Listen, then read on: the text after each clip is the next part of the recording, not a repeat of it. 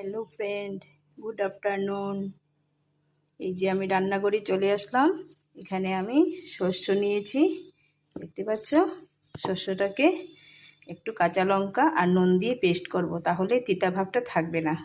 এই যে একটুখানি নুন দিচ্ছি আর একটা পেস্ট করে নেব। আর একটা টমেটো নিয়েছি, ওইটাও দিয়ে দেব পেস্টে, ঠিক আছে।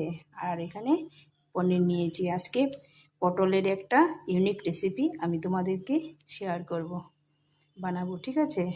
তারপরে তোমরা বলবে তো এটার নাম কি দেওয়া যায়। আজকে তোমরাই বলবে কি নাম দিলেই ভালো লাগবে, ঠিক আছে।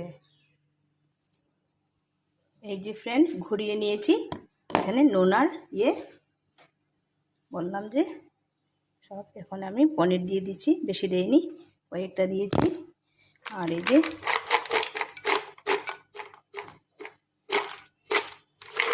বাদাম দিয়েছি, কাজু, আর এক এক করে সব মশলা দিয়ে দেব।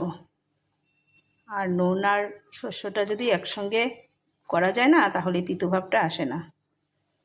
তাই আমি সব মশলা এক এক করে দিয়ে দিচ্ছি।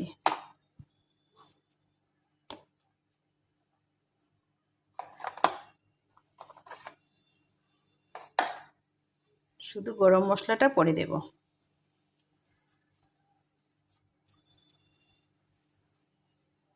এগুলো যার যার আন্দাজ মতো দিলেই হলো। আর এখানে চার মগজ দিচ্ছি, গুঁড়ো করে রেখেছি, এটাও দিয়ে দেব। তাহলে একটা আন্দাজ পাওয়া যাবে। আন্দাজ না হলে তো প্রবলেম হয়ে যাবে, তাই না। আর একটু লাগবে। মশলা টশলা যে যেমন খাও তেমনই দেবে। যে কাঁচা লঙ্কা কেটে দিয়ে দিলাম, আরও তিনটা কাঁচা লঙ্কা এখানটা দিয়ে দিলাম পেস্টে, ঠিক আছে। এই যে পেস্ট রেডি হয়ে গেল। আর পনিরগুলো পরে দিয়ে দেব, একসঙ্গেই দিয়ে দেব।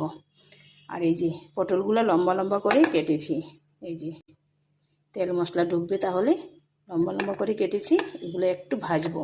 এই যে পটল রান্নার জন্য পেস্টটা রেডি করে নিলাম, দেখতে বসিয়ে দেব। এই যে পটলগুলো ফ্রাই হয়ে গেছে আমার। এখন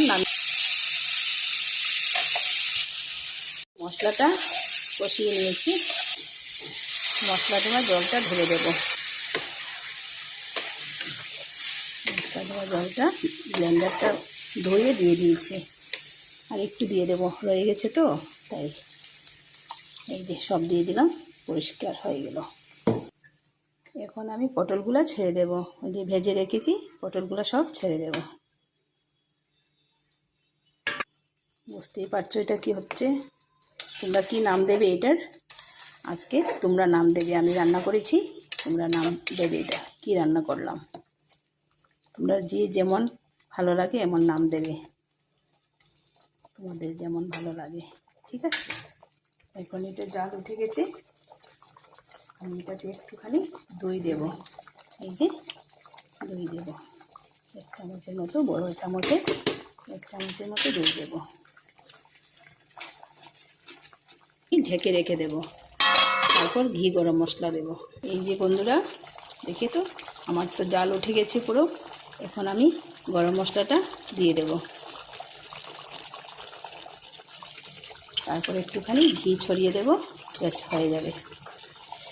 আমাদের যেরকম সাজ পোশাক করার পর আমরা সেন্ট দিই না গায়ে, পারফিউম দিই, সেন্ট দিই, যে যেমন দিই, এরকম সব কিছু দেওয়ার পর ঘি গরম মশলা দিলে নিরামিষ রান্না কমপ্লিট। আর রান্না কমপ্লিট হয়ে গেছে। তোমাদের কেমন লাগলো কমেন্ট করে বলবে তো। আর কি নামটা দেবে, নামটাও বলে দেবে, তাহলে খুব খুশি হব। ওকে, বাই বাই, সবাই ভালো থাকবে।